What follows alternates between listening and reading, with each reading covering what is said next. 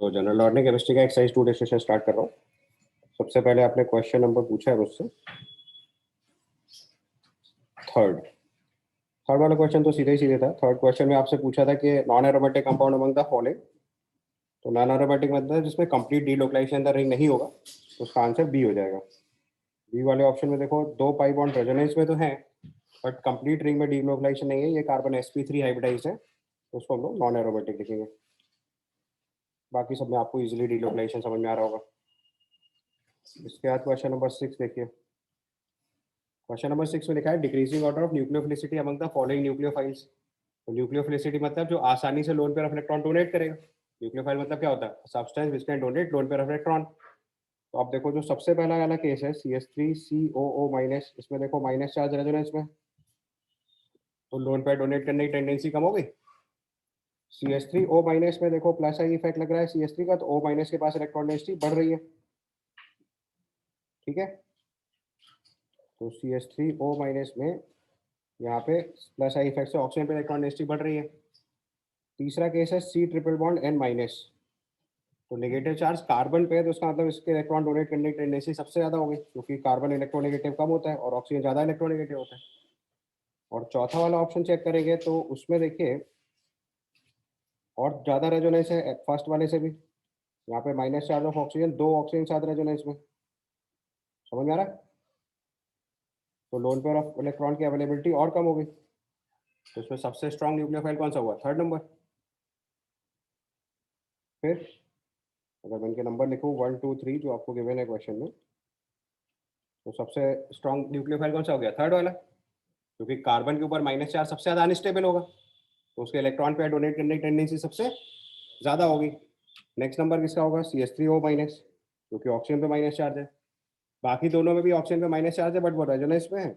1 में रेजोनेंस कम है, 2 में रेजोनेंस, 4 में रेजोनेंस सबसे ज्यादा है, तो 4 के इलेक्ट्रॉन पेयर डोनेट करने की टेंडेंसी सबसे कम हो जाएगी, तो हमारा आंसर ए हो जाएगा।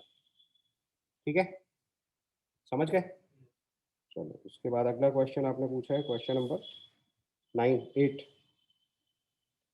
क्वेश्चन नंबर 8 में देखो लिखा हुआ है among the following the least stable resonating structure. तो मैंने आपको कॉन्सेप्ट सिखाया था कि जब भी लीस्ट स्टेबल रेजोनेटिंग स्ट्रक्चर पूछा जाए, तो उसमें सबसे पहले वो केस चेक करा जाता है जिसमें सेकेंड पीरियड एलिमेंट का ऑक्टेट कंप्लीट ना हो, या फिर सेकेंड पीरियड एलिमेंट के लिए ऑक्टेट से ज्यादा इलेक्ट्रॉन हो जाए, वो तो एग्जिस्ट ही नहीं करता है। आपको बताया था किसी भी सेकेंड पीरियड एलिमेंट के पास अगर 8 से ज्यादा इलेक्ट्रॉन लिख दिए जाए तो वैसा स्ट्रक्चर एग्जिस्ट ही नहीं करता है।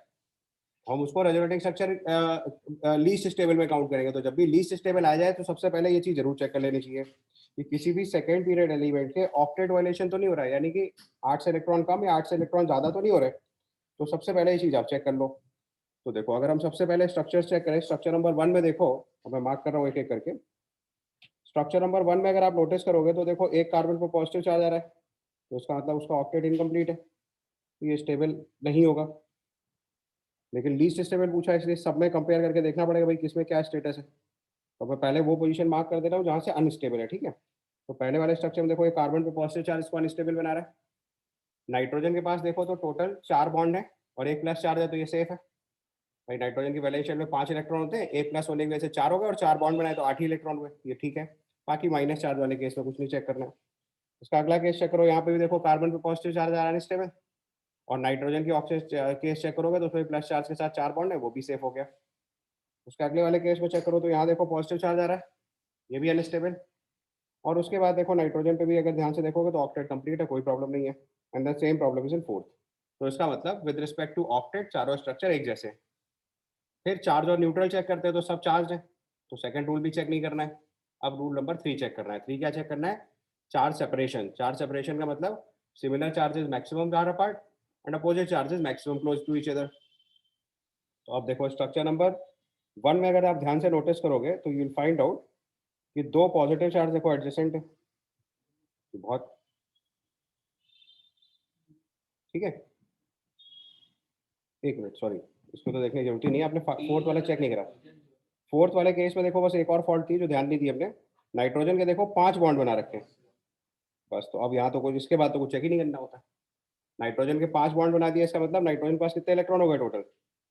10, जो कि पॉसिबल ही नहीं है। नाइट्रोजन कभी भी 10 इलेक्ट्रॉन कैरी कर ही नहीं सकता, इसलिए स्ट्रक्चर नंबर 4 जो है वो लीस्ट स्टेबल हो जाएगा। तो समझ में आ गया, नाइट्रोजन के केस में टोटल 9 इलेक्ट्रॉन आ गए और नाइट्रोजन के पास वैलेंस शेल में 8 से ज़्यादा इलेक्ट्रॉन रखने की कैपेसिटी नहीं है। इलेक्ट्रॉन 8 से कम है तो वो हो भी सकता है, अनस्टेबल होगा बट पॉसिबल है, लेकिन जैसे ही इलेक्ट्रॉन 8 से ज़्यादा लिख रहे हो तो वो पॉसिबल ही नहीं, मतलब आपने स्ट्रक्चर ही गलत बना रखा है टेक्निकली। तो ऐसे स्ट्रक्चर को लीस्ट स्टेबल तुरंत दिखाया जाता है, फिर बाकी चीज़ें चेक नहीं करनी होती है। ठीक है, ये बहुत इंपॉर्टेंट केस होता है, इसको ध्यान रखना है। Then comes question number 10। तो 8 का आंसर समझ गए ना, आंसर इसका डी मार्क करेंगे। Then comes question number 10। Question number 10 is given the correct stability order of the following species. तो आप देखो, अगर इसमें स्टेबिलिटी ऑर्डर चेक करोगे तो सबसे पहले हमने क्या बताया था कि अगर आपको ऑक्सीजन दिखती है, कोई भी सेकंड पीरियड एलिमेंट दिखता है, तो सबसे पहले क्या चेक कर लिया जाता है, बैक बॉन्डिंग। क्योंकि मैंने आपको रूल सिखाया था कि अगर बैक बॉन्डिंग कहीं लग जाती है तो वहाँ स्टेबिलिटी एकदम से बढ़ जाती है। तो केवल ऑक्सीजन का माइनस आई इफेक्ट नहीं देखना होता है, अगर सेकंड पीरियड एलिमेंट कहीं दिख रहे होते हैं तो कोशिश करनी चाहिए एक बार बैक बॉन्डिंग चेक कर लेनी चाहिए। तो अब देखो, अगर हम चेक करें तो यहाँ ऑक्सीजन के पास लोन पेयर ऑफ इलेक्ट्रॉन है और ये बैक एंड बगल में पॉजिटिव चार्ज है, बैक बॉन्डिंग लग रही है। यहाँ 2p पाई बैक बॉन्डिंग हो गई। और यही चीज़ अगर नंबर 1 में चेक करोगे तो वहाँ पे भी वही सिचुएशन है, यहाँ पे भी 2p पाई बैक बॉन्डिंग हो गई। तो उसका मतलब स्ट्रक्चर नंबर 1 और 3 ज़्यादा स्टेबल हो गए। लेकिन अब अगर 1 और 3 में कंपैरिजन करेंगे तो 1 और 3 में क्या होगा, इस पॉजिटिव चार्ज के रिस्पेक्ट में हमारे पास 3 और 3 6 अल्फा एच है, जबकि थर्ड वाले केस में इस पॉजिटिव चार्ज के रिस्पेक्ट में 3 अल्फा एच है। तो बैक बॉन्डिंग में तो टाई हो गया, बट पहला वाला हाइपर कॉन्जुगेशन वजह से ज़्यादा स्टेबल हो जा रहा है। तो सबसे ज़्यादा स्टेबल नंबर 1 हो गया, उसके बाद नेक्स्ट नंबर स्टेबल नंबर 3 हो गया, क्योंकि आपको पता है बैक बॉन्डिंग डोमिनेट करती है। उसके बाद स्ट्रक्चर नंबर 3 एंड 4 में ध्यान से देखो, स्ट्रक्चर नंबर 3 एंड 4 में ध्यान से देखो, स्ट्रक्चर नंबर 2 एंड 4 में ध्यान से देखो।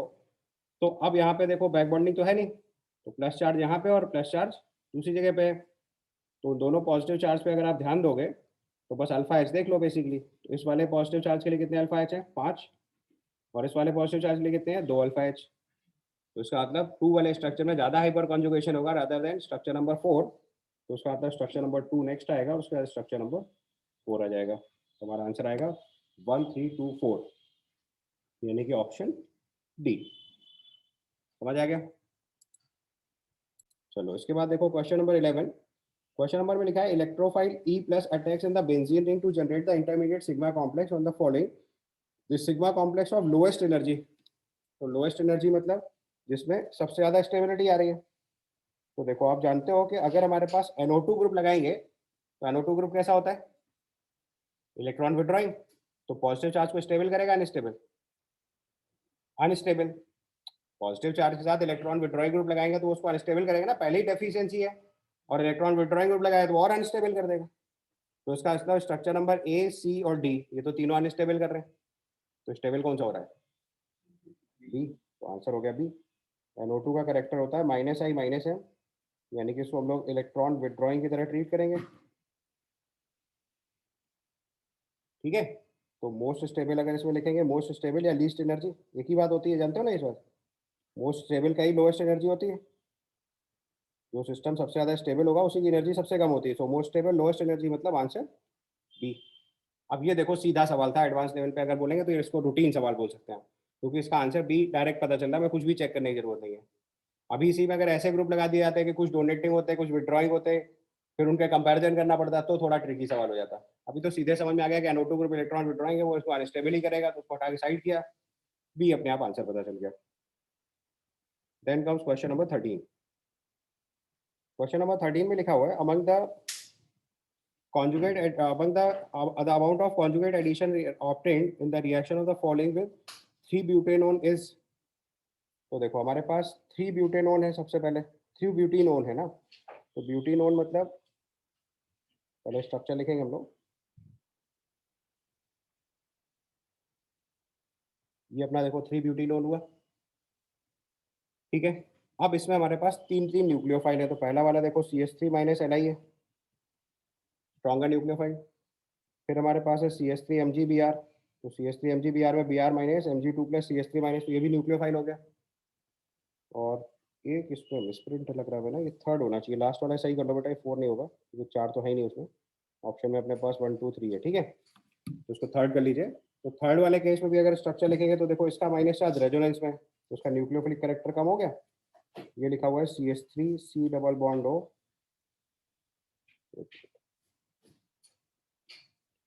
ये अपने पास लिखा है CH3CO double bond O CH minus C double bond O CH3। पहले स्ट्रक्चर लिखो तो आप आसानी से देख सकते हो कि यहाँ माइनस चार्ज इसके साथ रेजोनेंस में। समझ में आया? पहले इतना नोटिस में करो, पहले आपको समझ में आ रहा था। उसका मतलब जो थर्ड वाला है वो सबसे वीक न्यूक्लियोफाइल है, और स्ट्रक्चर नंबर 1 और 2 जो है वो स्ट्रॉन्गर न्यूक्लियोफाइल है, और उसमें भी 1 और 2 में 1 ज़्यादा स्ट्रॉन्गर काउंट करेंगे क्योंकि Li प्लस के साथ CH3 माइनस है, राइट। अब देखो हमने अगर रेजोनेटिव स्ट्रक्चर लिखा तो आपको क्लियरली समझ में आ रहा है कि यहाँ पे इसके पास पॉजिटिव चार्ज है, तो पॉजिटिव चार्ज पे वो न्यूक्लियोफाइल भी अटैक कर देगा जो वीक होगा। तो इसका मतलब इस वाले न्यूक्लियोफाइल के यहाँ अटैक करने की प्रोबेबिलिटी हायर है, और CH3 माइनस के इस साइड पे अटैक करने की प्रोबेबिलिटी हायर है क्योंकि CH3 माइनस तो स्ट्रॉन्गर न्यूक्लियोफाइल है, राइट। तो न्यूक्लियोफिलिक अटैक करने की टेंडेंसी चेक कर रहे हैं हम लोग, तो सबसे स्ट्रॉन्गर न्यूक्लियोफिलिक टेंडेंसी किसकी है? थर्ड वाले की, कॉन्जुगेटेड सिस्टम में, क्योंकि उसने बोला है ना कॉन्जुगेट एडिशन। कॉन्जुगेट एडिशन मतलब इसमें double bond single bond double bond के पास 1/4 पोजीशन में अटैक हो। अगर ध्यान से देखोगे तो यहाँ कार्बोनिल के रिस्पेक्ट में अगर हम पोजीशन लिखें तो देखो इसको पोजीशन 1, इसको पोजीशन 2 बोल रहे हैं, तो ये 1-2 वाला केस हो गया। और अगर इसको पोजीशन नंबर 1, 2, 3, 4 लिख दें तो इसमें 1/4 पोजीशन पे अटैक होगा। तो कॉन्जुगेटेड एडिशन मतलब 1/4 वाली पोजीशन पे अटैक होना चाहिए। तो इसका आंसर क्या बनेगा? देखो सबसे ज़्यादा अटैक करने की प्रोबेबिलिटी होगी 3 की, कहाँ पे? पॉजिटिव चार्ज पे। नेक्स्ट नंबर कंडीशन होगी 1 की, और लास्ट नंबर कंडीशन होगी 2 की। हमारा आंसर बनेगा 3, 1 एंड 2। ठीक है, तो आंसर मार्क करेंगे डी। क्लियर? इसके बाद नेक्स्ट क्वेश्चन में आ जाओ, क्वेश्चन नंबर 15। क्वेश्चन नंबर 15 में लिखा है the percentage of para product produce in the reaction with of Br2 FeBr3 in each of the following reaction. तो इसका मतलब Br2 FeBr3 मतलब इसमें इलेक्ट्रोफाइल का अटैक कराना है, तो किस बेंजीन रिंग पे इलेक्ट्रोफाइल का अटैक ज्यादा होगा? अब देखो सब एप्लीकेशन ओरिएंटेड क्वेश्चन होगा क्योंकि एडवांस लेवल की एक्सरसाइज है ये। अब देखो हमें कैसे देखना है कि बेंजीन पे इलेक्ट्रोफाइल का अटैक करना है, तो कौन सी रिंग पे इलेक्ट्रोफाइल ज्यादा अटैक करेगा? जिस रिंग के पास इलेक्ट्रॉन ज्यादा होगा। इलेक्ट्रोफाइल मतलब क्या होता है? जो इलेक्ट्रॉन डेफिशिएंट है, तो वो कहाँ अटैक करना प्रीफर करेगा? जहाँ इलेक्ट्रॉन डेंसिटी ज्यादा होगी। अब जरा चेक करो तो CH3 का करेक्टर क्या लगता है? हाइपर कॉन्जुगेशन, इलेक्ट्रॉन डेंसिटी बढ़ाएगा। NO2 का करेक्टर क्या लगता है? -m, ये इलेक्ट्रॉन डेंसिटी कम करेगा। और CCH3 का कौन सा करेक्टर काम करेगा? Inductive effect. CCH3 कौन सा इफेक्ट काम करेगा? Inductive effect. तो इंडक्टिव इफेक्ट हाइपर कॉन्जुगेशन से वीक इफेक्ट होता है। CCH3 अल्ट्रा अल्फा H नहीं है ना, समझ पा रहे हो ना? पहले वाले के केस में हाइपर कॉन्जुगेशन काम कर रहा है, दूसरे वाले केस में -m काम कर रहा है, और तीसरे वाले में कौन सा केस काम कर रहा है? Inductive effect. तो डोमिनेटिंग इफेक्ट हाइपर कॉन्जुगेशन, उसका मतलब रिंग नंबर 1 के पास सबसे ज्यादा इलेक्ट्रॉन डेंसिटी होगी, फिर रिंग नंबर 3 के पास होगी, फिर रिंग नंबर 2 के पास होगी। और जिसके पास जितनी ज्यादा इलेक्ट्रॉन डेंसिटी होगी उसके पास इलेक्ट्रोफाइल के अटैक करने की टेंडेंसी उतनी ज्यादा हो जाएगी। तो ऑर्डर क्या होगा बोलो? इसके पास हमने लिखा हाइपर कॉन्जुगेशन, इसके पास -m इफेक्ट, इसके बाद +I इफेक्ट। तो अगर हम देखेंगे तो सबसे ज्यादा रिएक्टिविटी किस रिंग की आएगी? 1 की। फिर किसकी आएगी? 3 की। फिर किसकी आएगी? 2 की। समझ गया ना क्यों ऐसे लिखा? क्योंकि इलेक्ट्रोफाइल उस रिंग पे ज्यादा अटैक करेगा जिसमें इलेक्ट्रॉन डेंसिटी ज्यादा होगी। या अगर आप चाहो तो इसका मैंने आपको बताया था हाइपर कॉन्जुगेटिंग इफेक्ट लिखो तो प्लस चार्ज माइनस चार्ज कहाँ कहाँ पे आएगा? ऑर्थो और पैरा पोजीशन पे, जिसमें हाइपर कॉन्जुगेशन लग रहा है। और -m के केस में क्या होगा? ऑर्थो और पैरा पोजीशन पे प्लस चार्ज आने के चांसेस ज्यादा हो जाएंगे, तो अटैक करने की साइड कौन सी हो जाएगी? Meta position. समझ गए? तो 1, 3, 2 यानी कि आंसर सी लिखेंगे। समझ गए कि मैं मेजोमेरिक फॉर्म लिख के दिखाऊं? समझ गया ना? ठीक है, चलो उसके बाद क्वेश्चन नंबर 16 देखो। क्वेश्चन नंबर 16 में लिखा है विडोजॉल has pK value 7 with respect to the conjugate acid which n protonated in this conjugate acid and why। तो आपको इसमें बताना है कि इनमें से कौन सा H प्रोटोनेट होगा, यानी कि आपको बेसिक साइट चेक करनी है। क्या चेक करना है? Basic site. अब देखो जरा इसके स्ट्रक्चर पे ध्यान देते हैं सबसे पहले।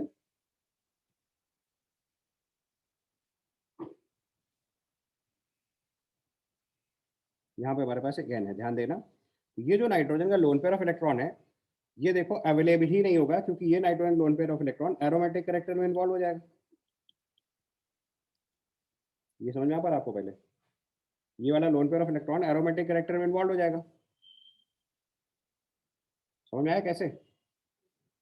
क्योंकि 6 पाई इलेक्ट्रॉन डीलोकलाइज कराना होता है रिंग में। तो मैं इसको जरा अलग से लिख के दिखा रहा हूँ तुम्हें पहले एक बार। ध्यान से देखिएगा, ये देखो पहले कॉन्जुगेटेड सिस्टम नोटिस मानना चाहिए, देखो single bond double bond single bond double bond फिर सिंगल बॉन्ड। तो सबसे पहले देखो ये नाइट्रोजन का लोन पेयर ऑफ इलेक्ट्रॉन इधर शिफ्ट करेगा, ये पाई बॉन्ड इधर शिफ्ट करेगा, ये इधर शिफ्ट करेगा, तो ऐसे डीलोकलाइजेशन है कंप्लीट रिंग में, एरोमेटिक रिंग हो गई।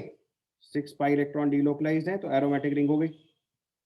तो जो नाइट्रोजन नंबर 1 का लोन पेयर ऑफ इलेक्ट्रॉन है वो तो एरोमेटिक करेक्टर में इन्वॉल्व है, तो इसका मतलब उसके डोनेट करने की टेंडेंसी बहुत कम है, क्योंकि तो अवेलेबल ही नहीं भाई। जो electron pair pair aromatic character में रिंग करंट बनाने में यूज हो गया, वो इलेक्ट्रॉन पेयर तो डोनेट ही नहीं कर सकते आप। तो डोनेट करने की टेंडेंसी किसकी ज्यादा होगी? 3 की। बस वो हमारे पास एक ही आंसर है, सी। ठीक है।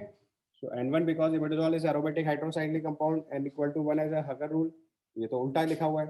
N1 protonated because sp3 hybridise, का कोई मतलब नहीं है। N3 protonated because it is sp2 hybridize, ये ठीक है, क्योंकि इसका जो लोन पेयर ऑफ इलेक्ट्रॉन है वो डीलोकलाइज नहीं है, फ्री है, तो डोनेट कर सकते हैं। And N1 is protonated because loan pair of electron is part of aromatic pi system. ये भी उल्टी बात देखी है, अगर loan pair of electron aromatic pi electron system का पार्ट होगा तो वो तो डोनेट कर ही नहीं सकते, समझ गए ना, क्योंकि एरोमेटिसिटी से बहुत ज्यादा स्टेबिलिटी आती है। क्लियर है यहाँ तक? सो नेक्स्ट क्वेश्चन नंबर 17 लिखा, विच of the following system R resonance contributor of the radical shown below. तो रेजोनेंस कंट्रीब्यूटर मतलब आपको देखना है कि रेडिकल रेजोनेंस में कैसे कैसे पार्टिसिपेट कर सकता है। तो ये जरा एक बार स्ट्रक्चर बनाइए आप ध्यान से, तो आसानी से लिख लोगे आपको रेजोनेंस 17 में, ये बन जाना चाहिए मेरी समझ से। तो उसमें क्या होगा, पाई इलेक्ट्रॉन वाले बॉन्ड को होमोलिटिकली ब्रेक कर दो, क्योंकि रेडिकल का मूवमेंट है। तो हमारे पास ये सिस्टम है, यहाँ रेडिकल है और ये पाई बॉन्ड है। तो पाई बॉन्ड को अगर हम होमोलिटिकली ब्रेक करेंगे तो पाई बॉन्ड इधर आ जाएगा, ये इधर रहेगा और ये रेडिकल बन जाएगा। ये आपका आंसर ए हो जाएगा। बी सी डी में ये चीज़ पॉसिबल नहीं है तो गलत बने हुआ। ठीक है, क्लियर। चलो उसके बाद क्वेश्चन नंबर 18 देखो। क्वेश्चन नंबर 18 में लिखा है, cyclopentadiene has pK value 15 whereas है cyclopentane has pK 50। This is because, तो आपको स्ट्रक्चर बनाना है, देखो साइक्लोपेंटाडाइइन बनाएंगे अगर हम, ये स्ट्रक्चर है और ये साइक्लोपेंटेन है, ठीक है। अब जिसका के वैल्यू ज्यादा होती है वो स्ट्रॉन्गर एसिड होता है, तो पी के ज्यादा होने का मतलब वीक एसिड। कॉन्सेप्ट पता है ना, के मोर का मतलब होता है पी के लेस, और इसका मतलब होता है मोर एसिडिक। तो अगर हम साइक्लोपेंटाडाइइन का H प्लस हटाएंगे और उसका कॉन्जुगेट बेस लिखे, तो आपको देखो एरोमेटिक रिंग दिख रही है। कॉन्जुगेट बेस मतलब H प्लस निकाल दो, और साइक्लोपेंटेन से H प्लस निकालेंगे तो ये कॉन्जुगेट बेस बनेगा। तो अब ध्यान से देखो कि इस माइनस चार्ज की वजह से इसमें तो 6 पाई इलेक्ट्रॉन डीलोकलाइज हो गए, ये रिंग तो हो गई एरोमेटिक, यानी कि बहुत स्टेबल हो गई, यानी कि H प्लस आसानी से निकाल सकते हैं। और यहाँ पे देखो ये प्लस आई करेक्टर की वजह से क्या हो रहा होगा, अनस्टेबल हो रहा होगा। अनस्टेबल हो रहा होगा तो ये लेसर एसिडिक हो गया। तो आपको डेटा में दिख भी रहा है, देखो पीके ऑफ साइक्लोपेंटाडाइन कम दिया है, मतलब स्ट्रॉन्गर एसिड है। तो इसमें लिखा है cyclopentadiene is particularly unstable, cyclopentane consist no lone pair of electron, cyclopentadiene is 4 pi anti aromatic compound, cyclopentadiene 4 pi non aromatic compound and after deprotonation it is aromatic. तो इसका आंसर डी हो जाएगा। ध्यान रखना है पहले एंटी एरोमेटिक नहीं है। क्यों नहीं एंटी एरोमेटिक है? क्योंकि complete delocalisation the ring possible ही नहीं है। 4 पाई इलेक्ट्रॉन है बट बीच में देखो एक कार्बन कैसा है, sp3। तो इस sp3 कार्बन से डिलोकलाइजेशन पॉसिबल ही नहीं। मैंने आपको क्लियरली बोला था कि एरोमेटिक या एंटी एरोमेटिक देखते टाइम केवल हैकेल रूल नहीं देखते हैं, 3 चीजें चेक करी जाती है, साइक्लिक होना चाहिए, कंप्लीट डिलोकलाइजेशन द रिंग होना चाहिए, फिर हैकेल रूल अप्लाई करते हैं। Is that okay? तो साइक्लोपेंटाडाइन में 4 पाई इलेक्ट्रॉन है बट वो completely delocalise in the ring नहीं है, क्योंकि एक कार्बन डिलोकलाइजेशन में इन्वॉल्व नहीं हो रहा है, तो उसको हम लोग एंटी एरोमेटिक नहीं बोलेंगे। तो ऑप्शन सी इनकरेक्ट है, ऑप्शन डी करेक्ट है।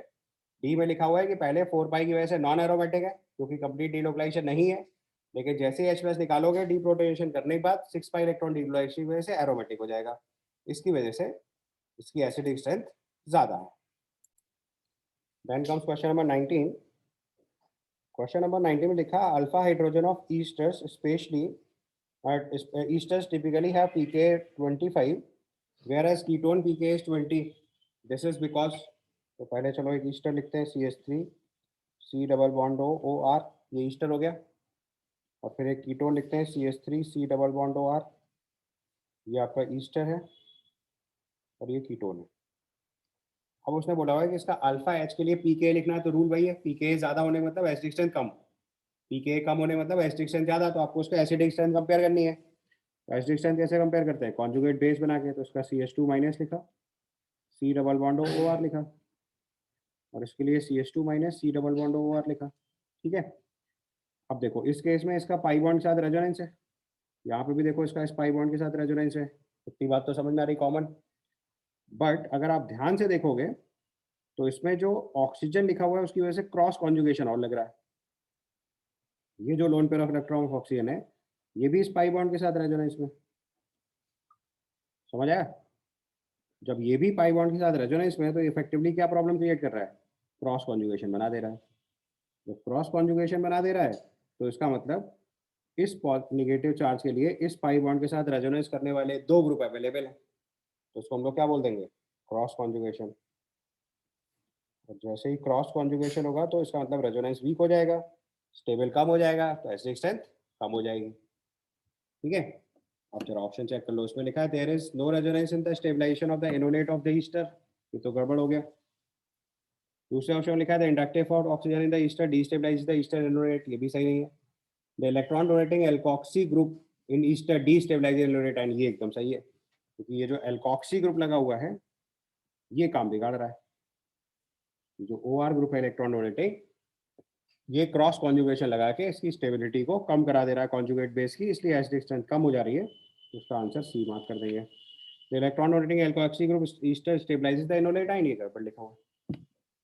क्लियर हो गया, समझ में आया बात? नहीं, यहाँ पे जो OR ग्रुप है वो क्रॉस कॉन्जुगेशन से CH2 माइनस को डीस्टेबलाइज करा रहा है, तो इसकी वजह से एसिडिक स्ट्रेंथ कम हो जा रही है। तो अल्फा हाइड्रोजन ऑफ ईस्टर जो है वो कम एसिडिक है, कीटोन ज़्यादा एसिडिक है, वो आपको समझ में आ रहा है सीधे सीधे। ठीक है, इसके बाद देखिए क्वेश्चन नंबर 21। अब 21 देखो, बढ़िया से SIR का बढ़िया सा क्वेश्चन है, और तो मैंने शायद आपको पढ़ाते टाइम भी करा दिया था नोट्स पर, है ना? एक बार फिर से देख लो अगर किसी को कंफ्यूजन है। क्वेश्चन नंबर 21 में is effect of SIR effect. तो क्वेश्चन नंबर 21 में देखो हमारे पास 3 NO2 लगे हुए हैं, और जो 3 1 और 5 पोजीशन पे NO2 लगा हुआ है, वहाँ पे Br के बड़े साइज की वजह से, यहाँ इसके Br के बल्कियर साइज की वजह से कौन सा इफेक्ट काम करेगा, SIR इफेक्ट। जैसे ही SIR इफेक्ट काम करेगा तो ये जो दोनों NO2 ग्रुप हैं इनका रेजोनेंस में पार्टिसिपेशन वीक हो जाएगा, तो NO2 नंबर 1 और 5 क्या हो जाएंगे, moves out of the plane, move out of the plane. और जैसे आउट ऑफ द प्लेन हो जाएंगे तो उनका रेजोनेंस वीक हो जाएगा, तो C3 and N have more resonance, या have more double bond character, या have more partial double bond character, कुछ भी लिख लो, have more partial double bond character।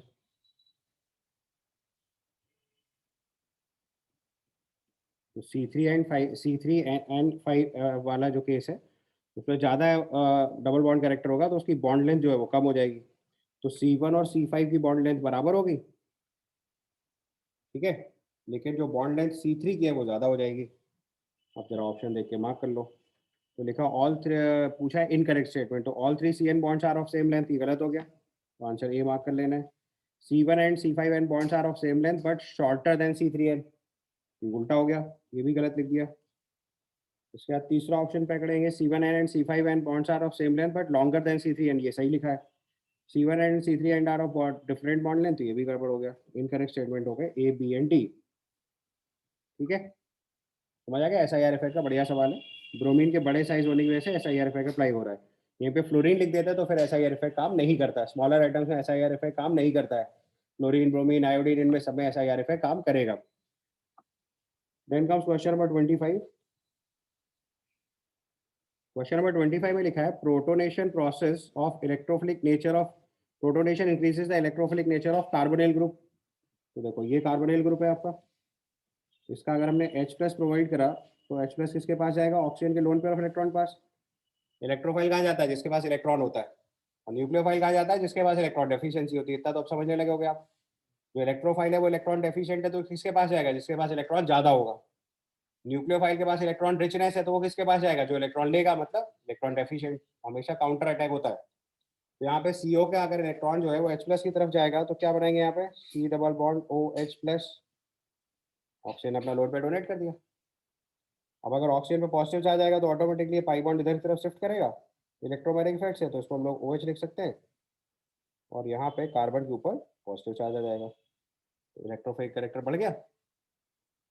पहले C डबल बॉन्ड के ऊपर केवल पार्शियल नेगेटिव पार्शियल पॉजिटिव था, तो थोड़ी सी डेफिशिएंसी थी कार्बन पे, प्रोटोनेशन करने से कार्बन पास सीधा सीधा पॉजिटिव चार्ज आ गया, तो इलेक्ट्रॉन डेफिशिएंसी बढ़ गई, यानी कि इलेक्ट्रोफिलिक कंपाउंड का जो नेचर है वो इलेक्ट्रोफिलिक नेचर इनहेंस कर गया।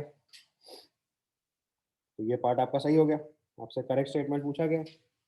इसके बाद अगला स्टेटमेंट चेक करेंगे, it's given CF3SO3 minus is better leaving group than this. तो यहाँ पे देखो एक रूल लिख लो आप, weaker the base better is the leaving group. Although ये हम लोग एल्काइल हैलाइड वाले चैप्टर में पढ़ेंगे, लेकिन अभी GOC में इस तरह के सवाल मिल सकते हैं आपको, तो आप एक रूल और लिख लो, तो आप यहाँ पे इस तरह के भी सवाल डील कर लोगे। Weaker the base better is the leaving group, मतलब वो जो जितना वीक बेस होता है वो उतना अच्छा लिविंग ग्रुप होता है, ये रूल है। So weaker the base better is the leaving group, this is the rule. तो जो जितना वीक बेस होगा उतना अच्छा लिविंग ग्रुप होगा, ये कंडीशन आपको अप्लाई करनी है। तो हमने लिखा CF3SO3 और फिर CH3SO3 माइनस। तो अगर आप देखोगे दोनों में रेजोनेंस के रिस्पेक्ट में तो दोनों बातें सेम है, इसका ऑक्सीजन का भी 2 ऑक्सीजन के साथ रेजोनेंस है, यहाँ पे भी ये चीज टाई है, बट यहाँ फ्लोरीन का -I इफेक्ट काम करेगा, फ्लोरीन का -I इफेक्ट काम करेगा, तो ये कॉन्जुगेट बेस को ज्यादा स्टेबलाइज करेगा, तो ये वीक बेस हो गया। तो अगर ये मोर स्टेबल हो गया इसका मतलब वीक बेस हो गया, जो स्टेबल कर जाएगा उसके अटैक करने के चांस कम हो जाएंगे, और अगर ये वीक बेस हो गया तो ये बेटर लिविंग ग्रुप हो जाएगा, तो इसका मतलब ये भी स्टेटमेंट सही हो गया, वीक बेस मतलब बेटर लिविंग ग्रुप। समझ में आया कैसे, दोनों में रेजोनेंस के केस में तो टाई हो गया मैटर, लेकिन पहले वाले में फ्लोरीन का -I इफेक्ट लगने की वजह से ज्यादा स्टेबलाइज हो जा रहा है, तो weak base better leaving group की स्टेज आ गई, तो इसका आंसर बी भी करेक्ट हो गया। अगले केस में लिखा है benzyl carbonium ion is stabilize by hydrogen और बाय रेजोनेंस, ये भी सही है, बेंजाइल कार्बोकेटाइन लिखेंगे तुम लोग, ये केस हो गया C6H5 CH2+, ये रेजोनेंस स्टेबलाइज है, पाई इलेक्ट्रॉन देखो यहाँ से शिफ्ट करेगा, ये इसको स्टेबलाइज करता चला जाएगा, ये भी करेक्ट हो गया। चौथे ऑप्शन में लिखा है CCl3 CHOH is stable gem diol, ये मैंने आपको हाइड्रोजन बॉन्डिंग पढ़ाया था, याद है, बताया था कार्बन और यहाँ पे क्लोरीन और हाइड्रोजन के बीच में डिस्टेंस कम होने की वजह से हाइड्रोजन बॉन्डिंग आ जाती है, तो ये स्टेबल हो जाता है due to intramolecular hydrogen bonding, ये चीज लिख लो स्टेबल, ये केमिकल बॉन्डिंग में सिखाया था, due to intramolecular hydrogen bonding. अगर इंट्रामोलिकुलर हाइड्रोजन बॉन्डिंग हुई तो स्टेबलाइज हो जाएगा, इसका मतलब ABCD तीनों स्टेटमेंट सही लिखे हुए मान लिए।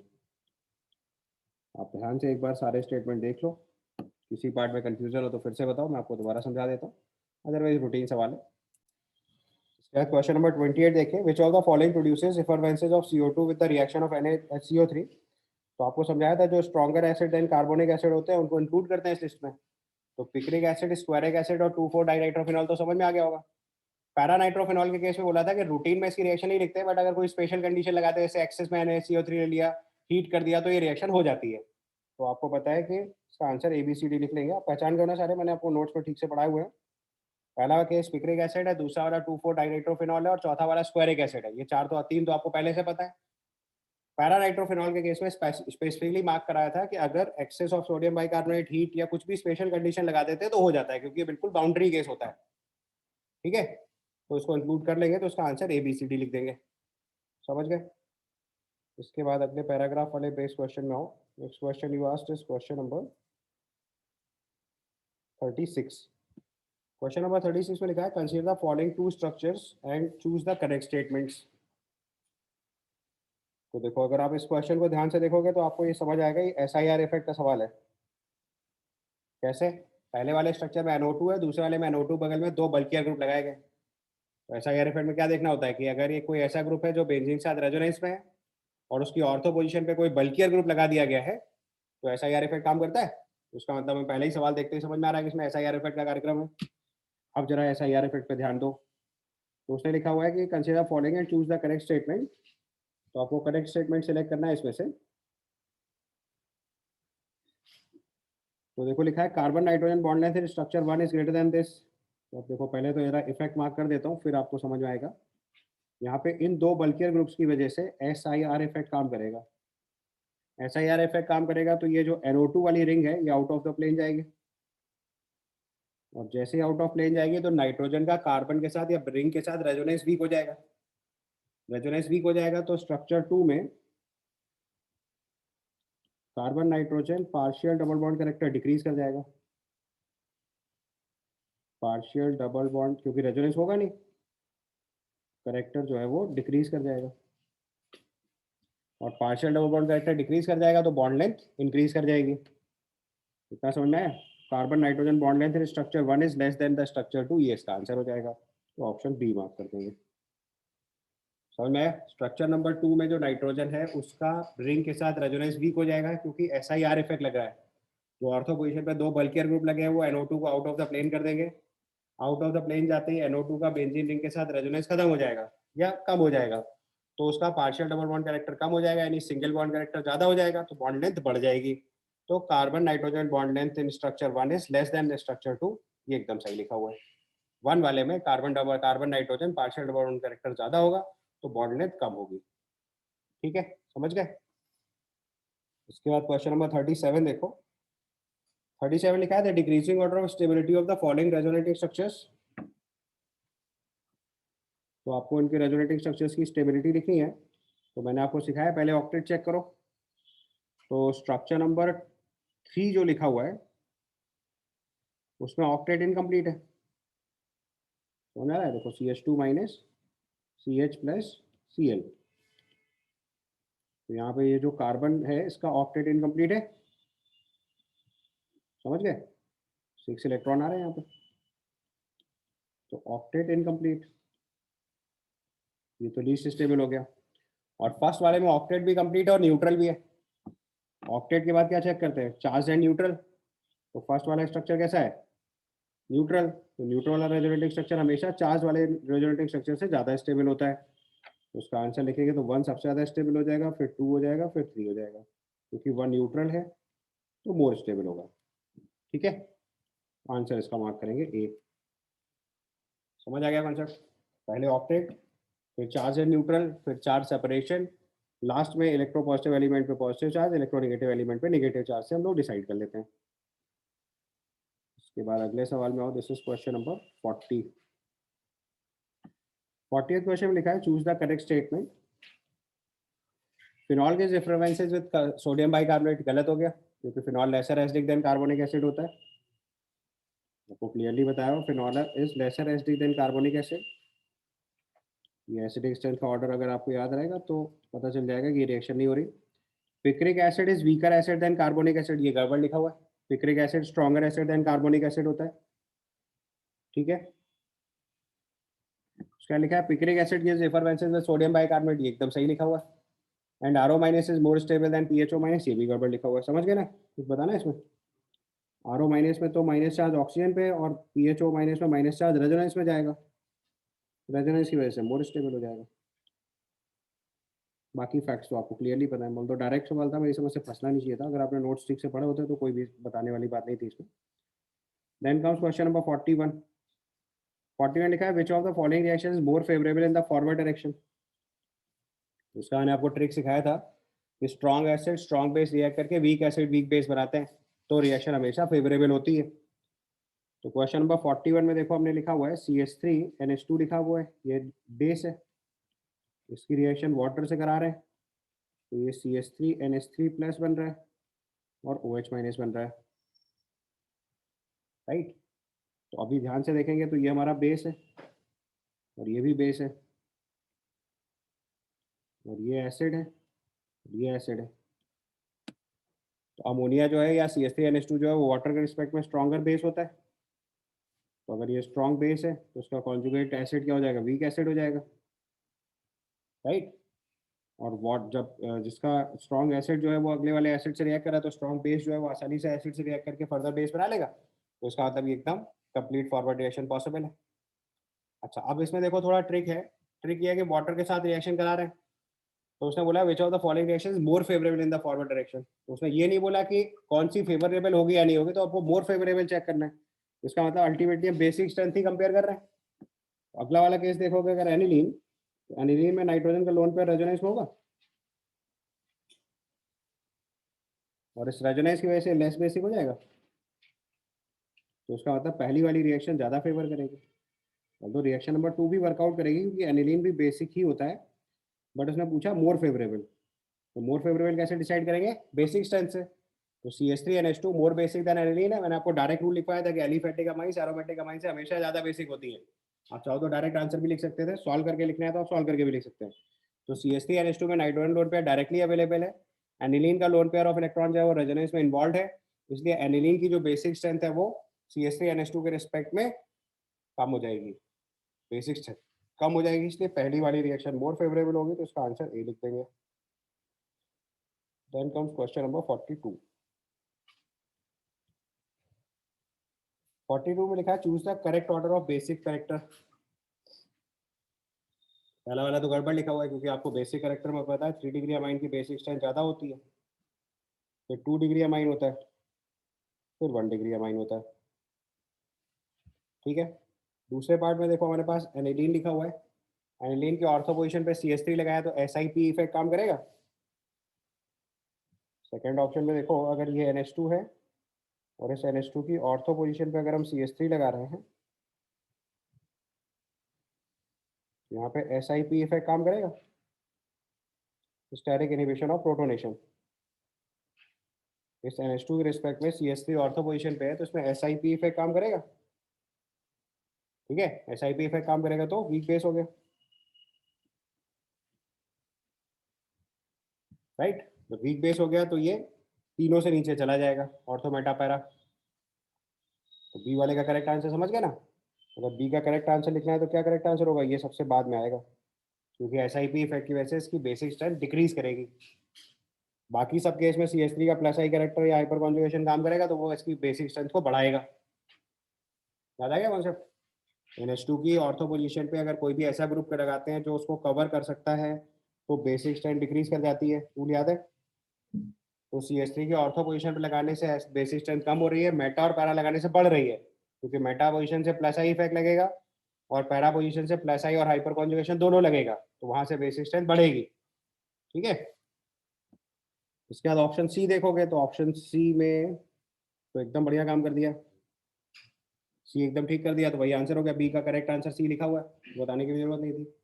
और डी ऑप्शन में जैसे ही एक्वस मीडियम करा हमने, तो एक्वस मीडियम में बेसिक स्ट्रेंथ का ऑर्डर क्या होता है?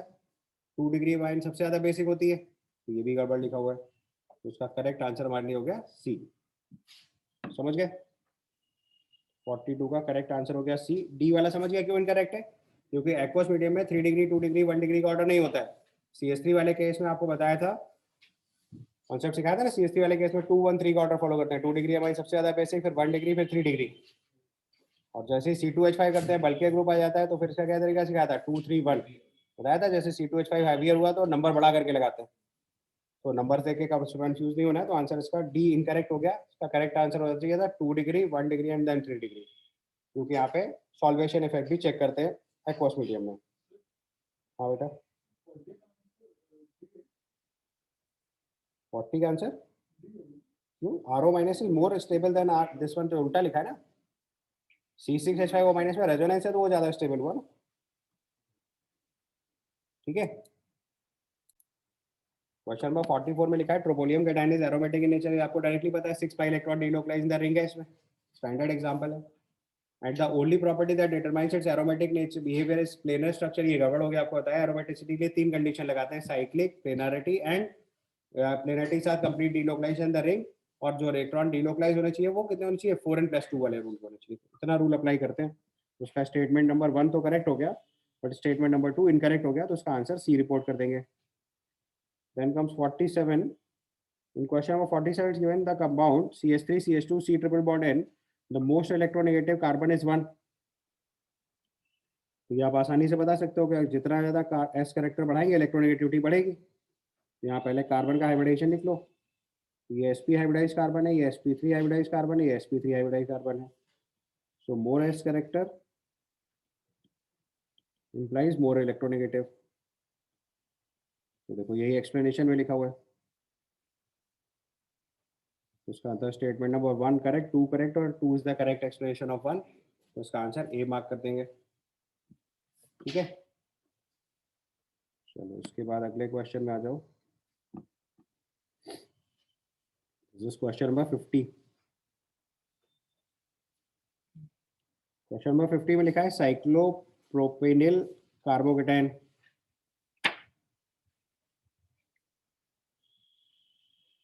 फिर साइक्लोपेंटाडाइन एनाइन एनाइन बेंजाइन और ट्रोपोलियमाइन। पहले एक बार सबके स्ट्रक्चर लिख डालो जरा जल्दी से। तो आपने देखो सबसे पहले साइक्लोप्रोपेनिल कार्बोकेटाइन लिखा है, this is first one. Cyclopentadiene A9 A9 लिखा है, ये सेकंड वाला स्ट्रक्चर हो गया। बेंजाइन लिखना है तो ये स्ट्रक्चर हो गया। ट्रोपोलियमाइन लिखना है तो आपको पहले सारे स्ट्रक्चर बना लिए हमने फटाफट। अब जरा चेक करो, उसने पहले पूछा है हाइपर कॉन्जुगेशन। तो हाइपर कॉन्जुगेशन कहाँ पे आएगा, जहाँ पे भी अल्फा एच के साथ डिलोक्लाइजेशन ऑफ सिग्मा इलेक्ट्रॉनिसिटी मिल जाए। तो इसमें हाइपर कॉन्जुगेशन किसी में भी नहीं आ रहा। फिर all carbon are sp2 hybridize, ये सारे केस में बन रहा है। फिर एरोमेटिक इन नेचर, ये भी सारे केस में बैठ रहा है। और प्लेनर ज्योमेट्री, ये भी सारे केस में बैठ रहा है। उसका मतलब इसमें हर केस में आंसर QRS हो जाएगा। समझ गए? क्लियर हो गया ना? सारे कार्बन sp2 हाइब्रिडाइज हैं, सब में एरोमेटिक नेचर आ रहा है और प्लेनर ज्योमेट्री है। इलेक्ट्रॉन्स एरोमेटिक वाले केस में चेक करना है तो यहाँ देखो 2 पाई इलेक्ट्रॉन डिलोक्लाइज हो रहा है, इसमें 6 पाई इलेक्ट्रॉन डिलोक्लाइज हो रहा है, इसमें भी 6 पाई इलेक्ट्रॉन डिलोक्लाइज हो रहा है, इसमें भी 6 पाई इलेक्ट्रॉन डिलोक्लाइज हो रहा है। बेंजाइन के अंदर जो एक्स्ट्रा वाला पाई बॉन्ड है वो लोकलाइज्ड पाई इलेक्ट्रॉन डेंसिटी है, इसलिए उसके एरोमेटिक कैरेक्टर को डिस्टर्ब नहीं कर रही है। ठीक है, कोई पार्ट नहीं समझ पा रहा हो तो बोलो, क्लियर तो आगे बढ़ो। Then comes question number 53। Question number 53 में पूछा है how many double bond equivalents are there in this compound. तो आपको बताया था डबल बॉन्ड इक्विवेलेंट का मतलब क्या होता है, number of pi bond plus number of rings गिन लेते हैं। नंबर ऑफ पाई बॉन्ड गिनो प्लस नंबर ऑफ रिंग्स गिन लो, बस काम खत्म। काउंट करें तो पहले पाई बॉन्ड गिन डालो कितने, 1 2 3 4 5। अगर 5 गिने तो आपने गलत कर दिया है क्योंकि ये COH तुमने छोड़ दिया है। इसको पहले सही से लिखो तो ये COH ऐसे आएगा, एक पाई बॉन्ड और है, बस यही छूटा होगा, इसी वजह से तुम्हारा आंसर गलत हो रहा होगा। ये भी पाई बॉन्ड गिनना है। So total number of pi bond कितने हो गए, 6। इसका रिंग्स गिन डाली है तो एक रिंग तो बेंजीन वाली होगी और बाद में 2 रिंग देखो और बनी हुई है, 3 रिंग हो गई। टोटल आंसर 9 हो जाएगा। रिंग समझ में आ गया ना, एक ये है, एक ये है और एक ये है। 3 रिंग और 6 पाई बॉन्ड की वजह से इसका डबल बॉन्ड इक्विवेलेंट जो है वो 9 बन जाएगा। ठीक है, चलो then comes question number 56। Question number 56 में लिखा है the compound the compound for the following compounds are phenol derivatives. आपसे पूछा है number of phenol, if number of phenol derivative is x, number of phenol derivatives gives positive test with sodium bicarbonate is y, then find x plus y। ठीक है, तो देखो सबसे पहले phenol derivatives की बात करेंगे तो पहले इसमें से देख लो कि सोडियम बाइकार्बोनेट टेस्ट पॉजिटिव कौन कौन देगा। पहला वाला नहीं देगा क्योंकि फिनॉल से भी कम एसिडिक हो गया, दूसरा वाला दे देगा, तीसरा वाला नहीं देगा क्योंकि Cl लिखा है केवल, चौथा वाला भी नहीं दे रहा, 2 फिनॉलिक ग्रुप है, पांचवा वाला दे देगा और छठा वाला नहीं देगा। ठीक है, तो इसमें केवल 2 ही ग्रुप है जो आपको सोडियम बाइकार्बोनेट टेस्ट पॉजिटिव देने वाले हैं। और नंबर ऑफ फिनॉल डेरिवेटिव कितने दे रखे हैं हमने को, टोटल 6। तो 6 + 2 8 आंसर लिख देना है। समझ में आ गई बात? एक्स तो आपको ऑलरेडी 6 दिया हो तो काउंट करके लिखना है, वाई की वैल्यू 2 आ जाएगी, एक्स प्लस वाई पूछा गया तो 8 आंसर लिखेंगे। ठीक, सब फिनॉल डेरिवेटिव ही है। All the structures given are phenol derivatives and in these phenol derivatives positive test देने वाले NaCO3 के साथ 2 कंपाउंड है, सो टोटल 6 + 2 8 आंसर लिख लेंगे. Then comes 57. 57 लिखा, how many product will be aromatic ion when AgNO3 reacts with the following compound. Aromatic ion का क्या तरीका सिखाया था कि AgCl, अगर AgNO3 से रिएक्ट कराएंगे तो Cl- निकाल के बस स्ट्रक्चर लिख लो सबके और फिर एरोमेटिसिटी चेक कर डालो. AgNO3 से रिएक्ट करेंगे, पहले वाले केस में से Cl- निकलेगा तो ये कार्बोकेटाइन बनेगा. दूसरे वाले केस में से Cl- निकालेंगे तो ये वाला कार्बोकेटाइन बनेगा. तीसरे वाले केस में ट्रोपोलियम आयन बनेगा. चौथे वाले केस में ये स्ट्रक्चर बन रहा है. पहले सब स्ट्रक्चर लिख लो फिर उसके बाद फटाफट डिसाइड करते हैं. पांचवें वाले केस में देखो ये CH2+ बन जाएगा. छठे वाले केस में ये बन रहा है. सातवें केस में यहाँ पे प्लस आ जाएगा. और आठवां केस तो चेक करने की जरूरत ही नहीं है, ये पॉसिबिलिटीज हैं. ठीक है, अब ध्यान से देखो तो अगर हम स्टार्ट करें तो इसमें देखो 2 पाई इलेक्ट्रॉन डीलोकलाइज्ड है तो ये तो एरोमेटिक हो गया. इसमें 4 पाई इलेक्ट्रॉन डीलोकलाइज्ड है तो ये एंटी एरोमेटिक हो गया. इसमें 6 पाई इलेक्ट्रॉन डीलोकलाइज्ड है तो ये एरोमेटिक हो गया. इसमें भी 6 पाई इलेक्ट्रॉन डीलोकलाइज्ड है तो ये भी एरोमेटिक हो गया. इसमें भी 6 पाई इलेक्ट्रॉन डीलोकलाइज्ड है तो ये भी एरोमेटिक हो गया. इसमें तो पाई इलेक्ट्रॉन डीलोकलाइज्ड ही नहीं है तो ये तो नॉन एरोमेटिक हो गया. इसमें 4 पाई इलेक्ट्रॉन डीलोकलाइज्ड है तो ये एंटी एरोमेटिक हो गया. और ये तो ओपन चेन कंपाउंड है तो इसको भी नॉन एरोमेटिक लिखेंगे. ये आपके पहले सब केस मार्क कर लिए. अब उसने पूछा है कि कितने एरोमेटिक आयन बनेंगे इसमें, तो वो जरा काउंट कर लीजिए. एरोमेटिक आयन टोटल 4 बन रहे हैं. 1 2 3 4. उसका फाइनल आंसर हम लोग नोट लिख देंगे. समझ आ गई बात? ध्यान से देख लो सारे स्ट्रक्चर, पहले सारे एनाइन फॉर्म बना लो और फिर चेक कर लो. चलो then comes question number 58. How many carbocations undergoes rearrangement. तो रीअरेंजमेंट का मतलब क्या होता है कि जो कार्बोकेटाइन अभी स्टेबल है इससे और स्टेबल कार्बोकेटाइन अगर बना सकते हैं तो रीअरेंजमेंट कराएंगे.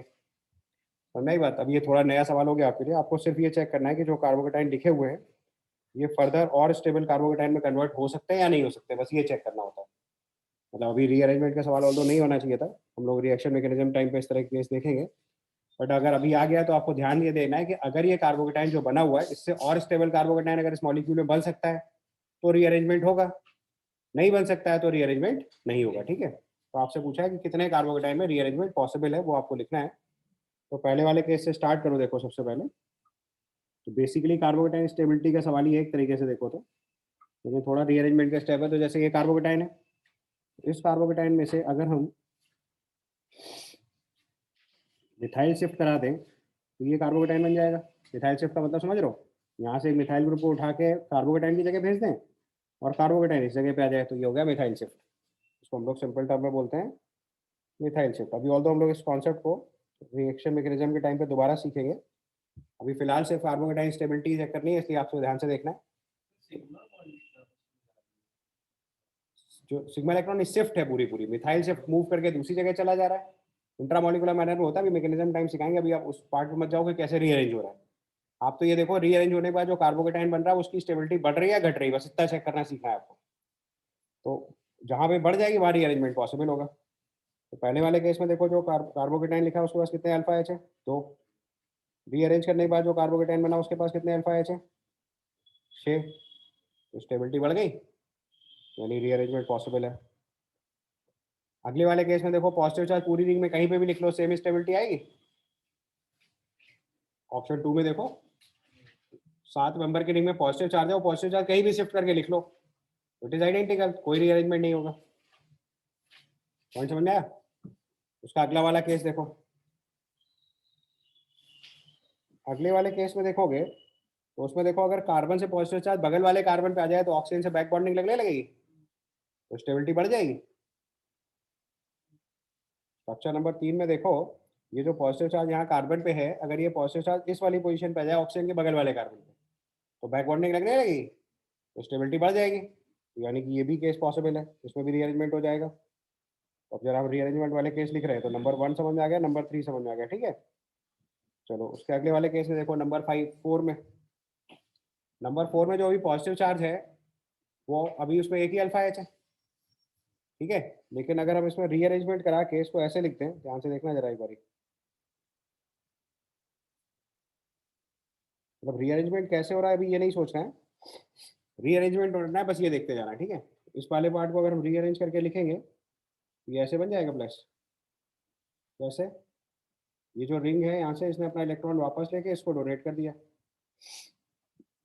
6 मेंबर रिंग में कन्वर्ट हो गया। तो एक तो रिंग का साइज बढ़ गया, उससे स्टेबिलिटी बढ़ी, 5 मेंबर रिंग से 6 मेंबर रिंग ज्यादा स्टेबल होती है। दूसरा अगर हाइपर कॉन्जुगेशन भी चेक करोगे तो पहले वाले के पास एक है और दूसरे वाले के पास 4 है, 4 अल्फा एच, ठीक है। अब फिफ्थ वाले में देखो पहले ही बैक बॉन्डिंग लग रही है, इसको अगर रीअरेंज कराएंगे तो स्टेबिलिटी कम हो जाएगी। फिफ्थ वाले में ऑलरेडी बैक बॉन्डिंग लग रही है, देखो यहाँ ध्यान से। थर्ड वाले में बैक बॉन्डिंग पहले नहीं लग रही थी ना, बैक बॉन्डिंग बाद में लग रही थी। रीअरेंज होने के बाद बैक बॉन्डिंग लगी तो स्टेबिलिटी बढ़ेगी, पहले ही बैक बॉन्डिंग हो रही है और फिर रीअरेंज कराएंगे तो बैक बॉन्डिंग खत्म हो जाएगी तो स्टेबिलिटी कम हो जाएगी ना, तो रीअरेंजमेंट नहीं होगा यहाँ पे। इसका अगला वाला केस देखोगे तो अभी जो कंपाउंड लिखा है इसके बाद 2 अल्फा एच है, अगर हम इसकी एक हाइड्राइड शिफ्ट करा देंगे तो 3 अल्फा एच हो जाएंगे, तो इसमें भी रीअरेंजमेंट हो जाएगा। मैं जरा रीअरेंजमेंट वाले नंबर लिखते हुए चल रहा हूँ, तो मैंने 1 लिखा, 3 लिखा, 3 के बाद 4 लिखा, 4 के बाद 6 हो गया, ठीक है। चलो उसके बाद अगले वाले केस में देखो, 7th वाले में कोई रीअरेंजमेंट पॉसिबल नहीं है, जहाँ लिखा वही रहेगा, वही सबसे स्टेबल पोजीशन लिखी हुई है। 8th वाले केस में भी देखो तो वही जहाँ पे लिखा हुआ वही सबसे स्टेबल पोजीशन लिखी है, बस CH2 कर लेना ध्यान से। समझ में आ पा रही बात?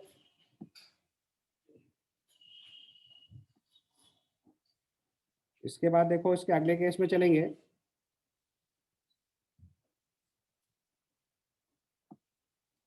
नेक्स्ट सी एच, इसमें कुछ मिसप्रिंट लग रहा है, CH2 प्लस लिखा हुआ है, तो मेरी समझ से CH3 प्लस होना चाहिए था, ये एक मिनट डबल बॉन्ड लगा लो बीच में, ज़्यादा सही रहेगा, ऐसे लिख लो तो सही रहेगा, या तो CH3 प्लस लिख लो या फिर CH2 डबल बॉन्ड CH2 लिख लो, ठीक है।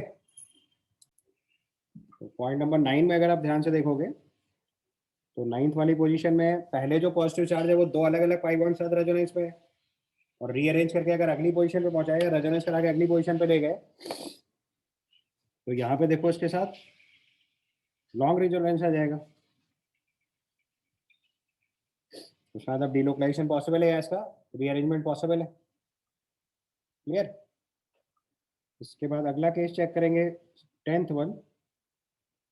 तो 10th में देखो जो कार्बोकेटाइन लिखा है वो पहले बहुत स्टेबल है, बट अगर इसका रिंग साइज 3 से बढ़ा के 4 कर दें ये और स्टेबल कार्बोकेटाइन हो जाएगा, क्योंकि यहाँ से अगर हमने ये कार्बन ने यहाँ से इलेक्ट्रॉन पुल करा और इस पॉजिटिव चार्ज को दे दिया, 4 मेंबर रिंग बन जाएगी, इसमें भी स्टेबिलिटी बढ़ रही है। इसके बाद पॉइंट नंबर 9 देखेंगे,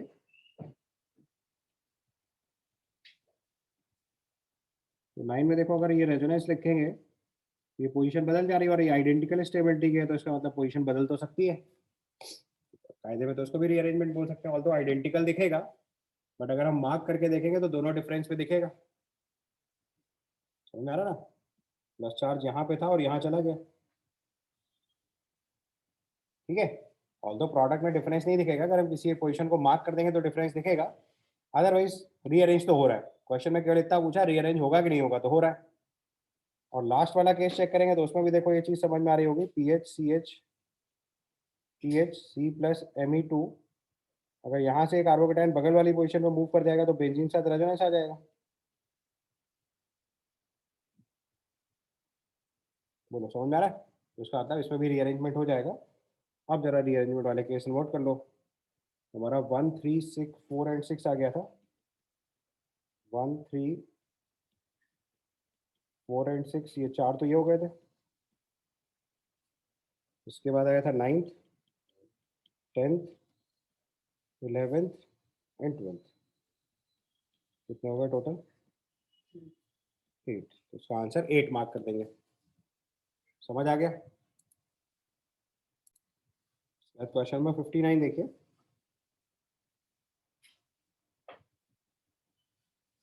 50 mm लिखा है। And how many of the following compounds are soluble in aqueous NaSCO3? Aqueous NaSCO3 मतलब आपको फिर से एसिडिक स्ट्रेंथ ही बेसिकली कंपेयर करनी है। तो पहला वाला केस देखो, पैरानाइट्रोफिनॉल है, मैंने आपसे बोला था इसको इंक्लूड कर भी लेते हैं कई बार, तो इसको इंक्लूड करके लिख रहा हूँ, तो अभी ए आंसर हो गया।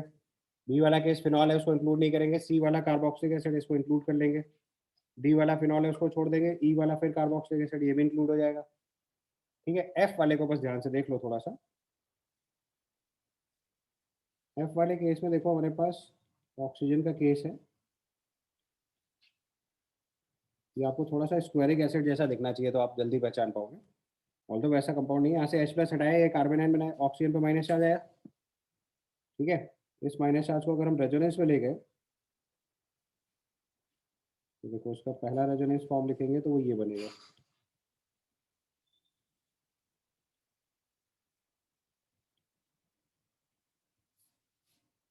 यहाँ माइनस आएगा। ठीक है, अब देखो अगर इस माइनस चार्ज को फर्दर रेजोनेंस में ले जाए, तो ये देखो अगली वाले ऑक्सीजन के पास पहुंच जाएगा। तो रेजोनेंस करके ऑक्सीजन से ऑक्सीजन तक का मूवमेंट हो गया, तो एसिडिक स्ट्रेंथ इसकी इक्विवेलेंट टू कार्बोक्सिलिक एसिड वाली कैटेगरी में आ जाएगी।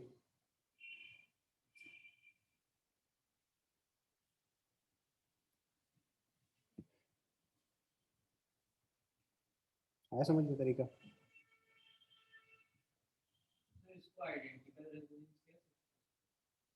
मतलब आइडेंटिकल हुआ, ऑक्सीजन से ऑक्सीजन की तरफ मूव कर गया।